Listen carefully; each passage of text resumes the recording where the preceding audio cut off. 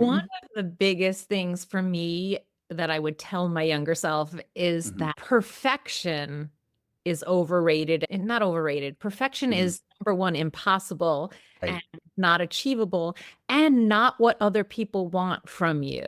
So having and going through chemo and looking like weird and not like myself, putting myself out there anyway Yeah.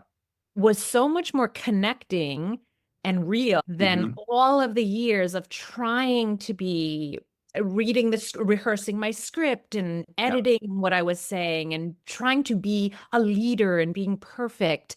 None of that works. And no one can really connect with you until you're real. And cancer taught me to be real. Welcome to Oh Shit, I'm Dead, the Legacy Podcast, the show where we ask the big question, what will they say about you when you're gone? Each week, we sit down with icons, trailblazers, and legends in the making to dive into their stories, scandals, and the legacies they're leaving behind. And now, here's your host, the video godfather himself, Lou Bortone. Hey, it's Lou, and welcome back to Oh Shit, I'm Dead, the Legacy Podcast. I'm here with my longtime friend, Nika Stewart. Nika, thank God we're not dead yet. Yes, thank God. Thank God we get to talk to each other. Yes, still causing trouble. Gosh, we go way back. And it's so funny because I know you're a student, and honestly, now you've become the teacher. So you are a mentor and an inspiration, and thank you for all you do.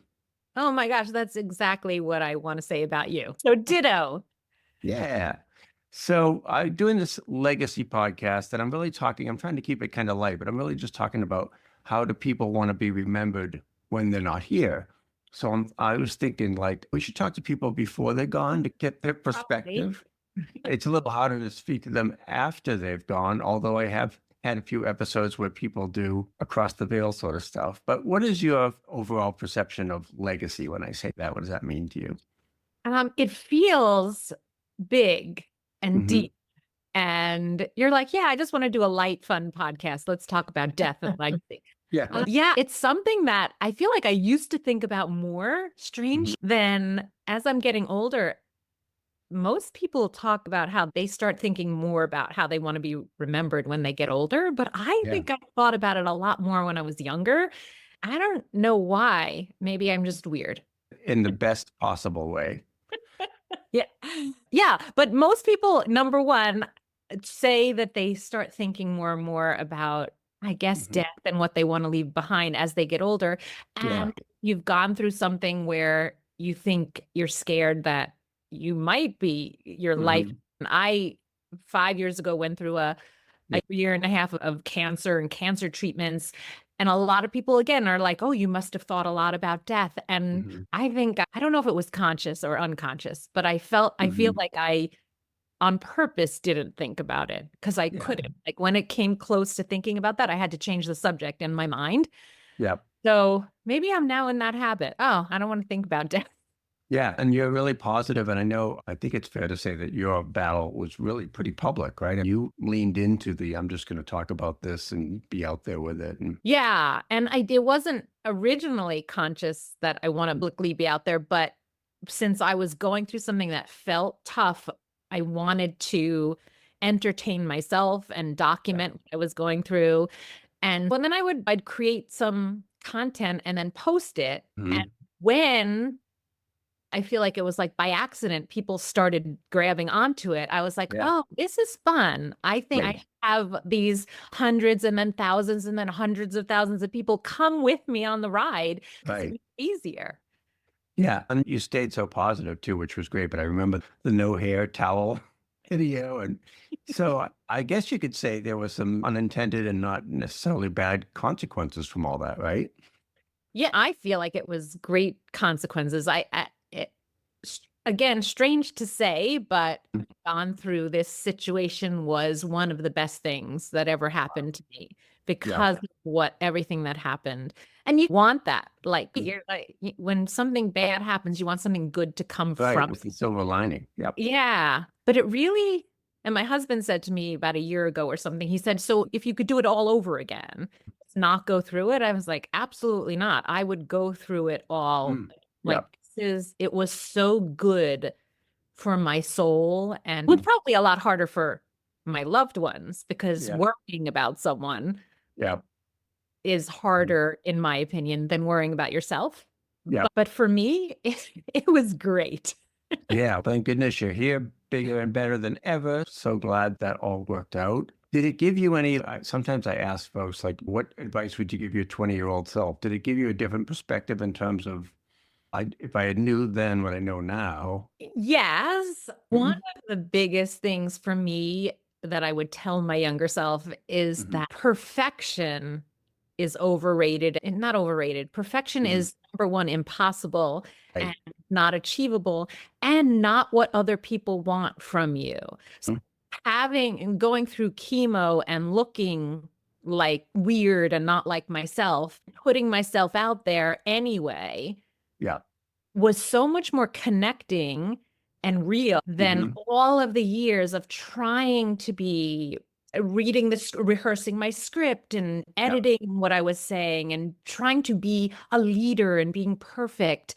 None of that works. And no one can really connect with you until you're real. And cancer taught me to be real. Wow. Yeah. That's pretty amazing. And I know I've seen some of your recent emails talking about editing and perfection and stuff like that. So how does that reflect back to your kind of day-to-day stuff? Because now you're saying, like, you don't have to spend 8 hours editing a 2-minute video. Yeah. Yeah. And I love editing. I actually prefer, as much as I put myself out there and I look like I like to perform, and I do, and I like to create content, but I happen to love the editing more than anything. So learning all the fun techniques and making things look more impressive is fun. But I've learned that it's just fun. It's not actually, it doesn't necessarily make a big impact on people's lives. So when I look back over the years, the videos that have touched the most people, that people have written to me about, that have turned into long-term clients and all of that, those are the ones that do not include fancy lighting and fancy editing and makeup and hair done. Like, none of that. That's fun. It can look impressive, but it doesn't necessarily turn into big results. I think it's more that you were real and authentic, and people, I think, really connected with that. And then how did you get on? Was TikTok kind of a whim, or were you already, I think your daughter was on it? And yeah, of course. I had a teenager in 2020, and 2020 happened, and we all were looking for things to entertain ourselves. And I was having fun with whatever I could have fun with. People were home. The world was home and looking for things to do. And I had the added fun of, I feel like it really was, on the one hand, COVID and living at home and nobody being able to go outside, what made my treatments more difficult because I had to do them all alone. I couldn't I had to go to the hospital and to treatments, and I couldn't have visitors. So on that case, in that instance, it was more difficult. But on the other hand, I felt like I had a purpose, where I felt like a lot of the world was like, what do we do with ourselves while we're stuck at home? And I have to look forward to each day. So I created content around that. And TikTok was the thing that everyone was talking about. Just posted videos. And that's where it started, with an accident. I created something that appealed to people by accident. And my daughter, who was 14 at the time, said to me, which I think is like the phrase that I use now for my clients, is do a part 2. Yeah. I said, this video went crazy. Thousands of people are liking it. And she said, you need to do a part 2. Yeah. And what I took that to mean was, when you see something that people like, listen to them. They are being attracted by this. This appeals to them. Do more of it. And so that's what I turned my whole life and my business into. This is part 2. That's awesome. You're doubling down on success, which sometimes we miss because we're focused on what we want to do. No, what does your audience want from you? This is what's really resonating with them. So get into that. And that also, that TikTok success, do a little brag here. Give us some numbers on TikTok and some of those video views that you've gotten. And TikTok, with all the changes in algorithm, is not like my highest place anymore. But I got 100,000 followers on TikTok in 2020 and millions of views on my videos. And in order to have a place to share them with people, because there were people who were reaching out and saying, I want to see your story.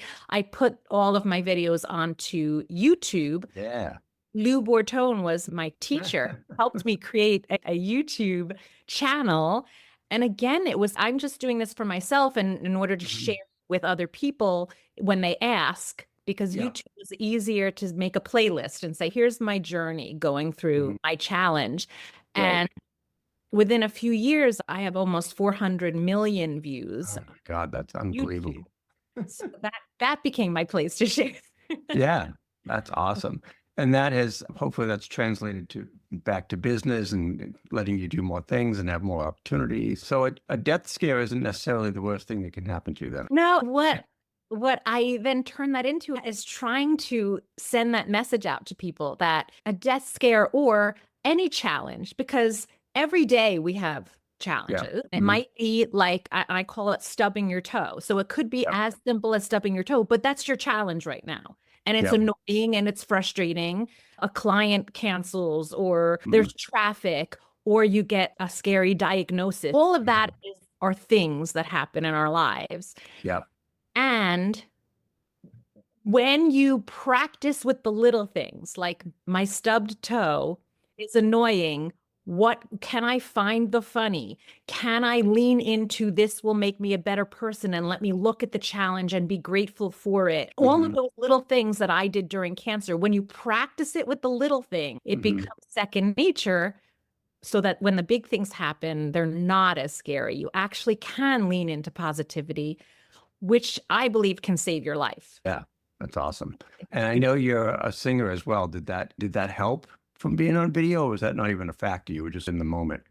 Sure. I think any performing, but that's what I feel like.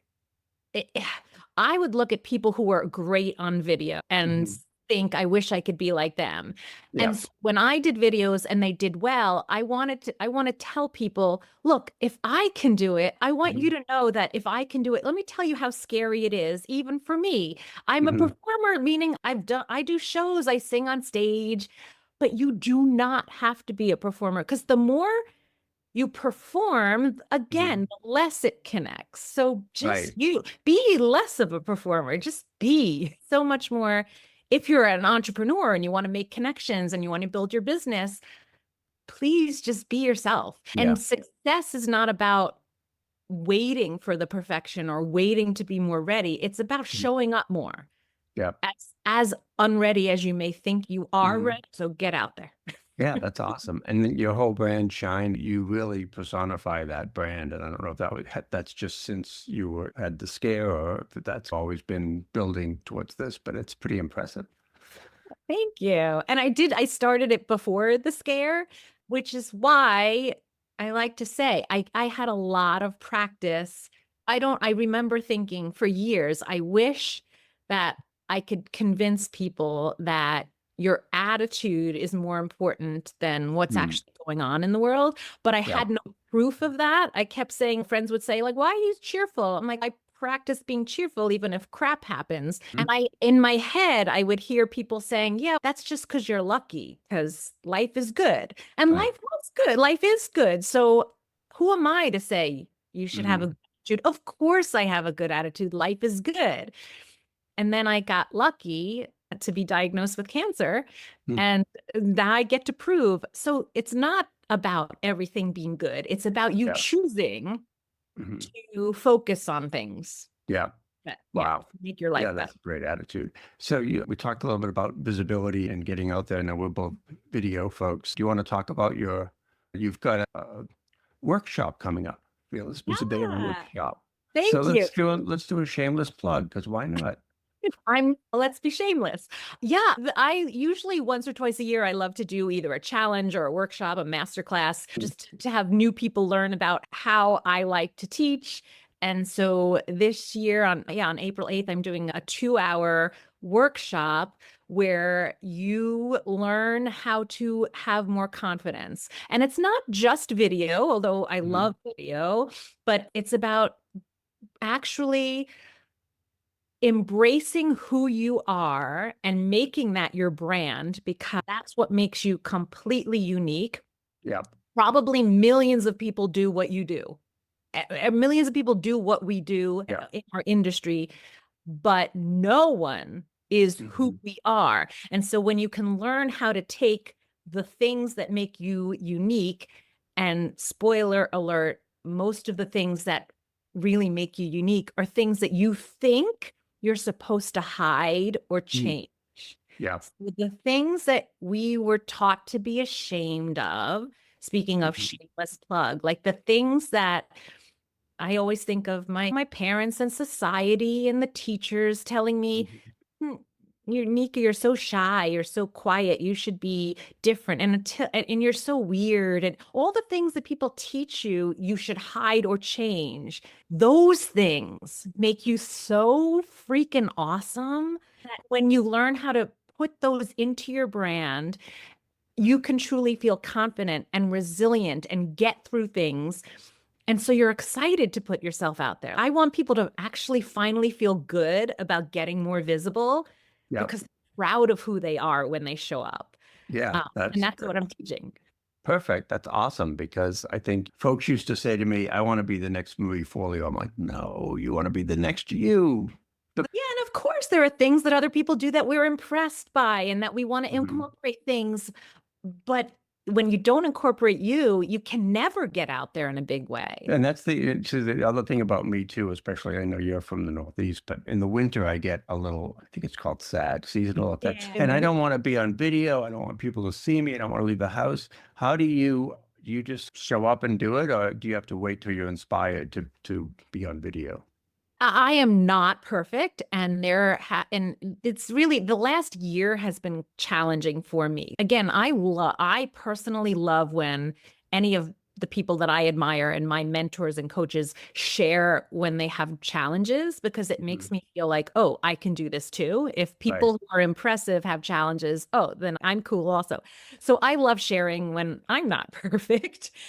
So yeah, there are many times where I don't feel like getting on video and don't feel like posting, and I don't, because I have been so consistent over the years.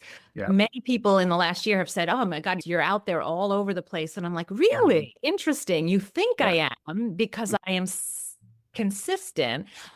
But here's the best thing that I do in order to be more consistent is to actually not care about being perfect. If I'm in bed and my hair is a mess and I don't have makeup on and I have pajamas on and I have something important to say, what I used to do and what I've been taught to do by the guru is write it down, write the script down, go do your hair and makeup, get into your studio, put on the cameras, and then record it.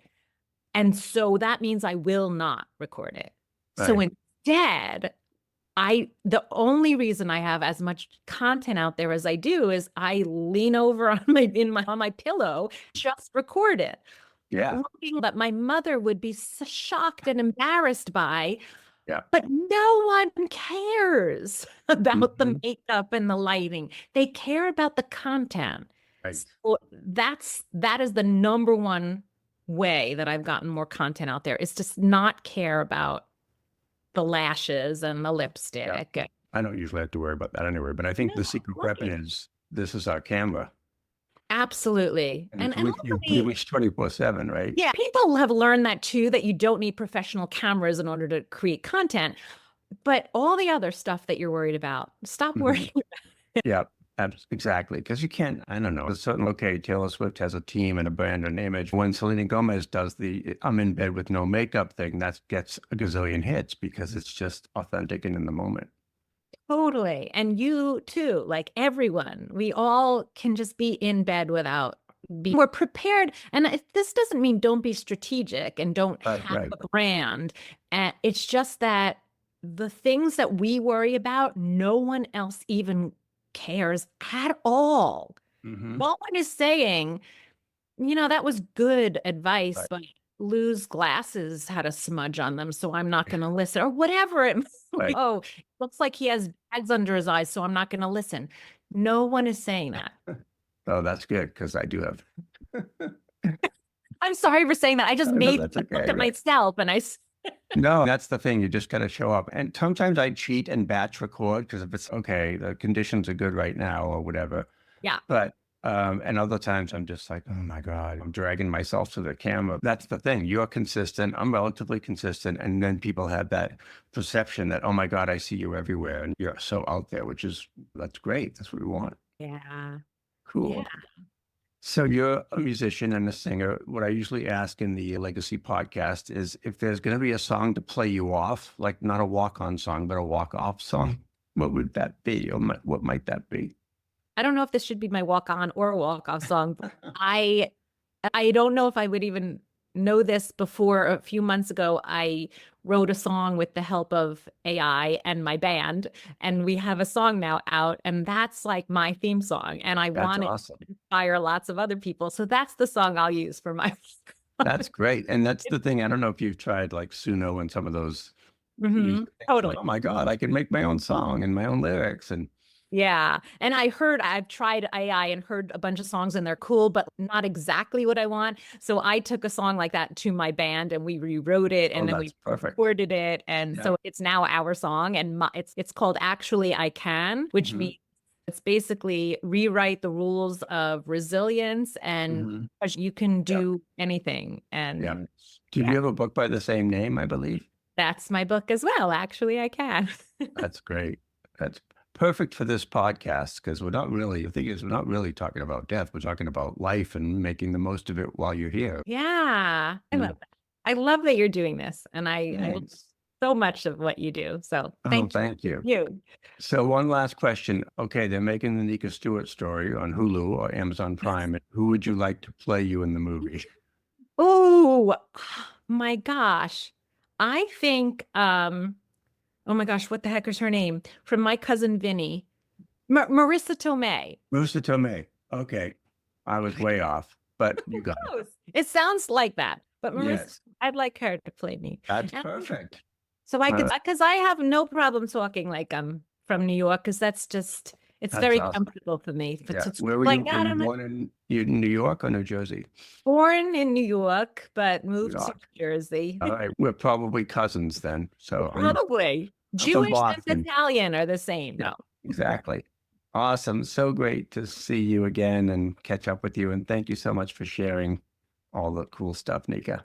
My pleasure. Keep this going. I'm so excited. I appreciate it. Thanks. Thanks for watching. Oh Shit, I'm Dead, the Legacy Podcast. Please subscribe and tell your friends about the podcast, and do it now while you're still alive and kicking. Check out other episodes at ohshitimdead.com.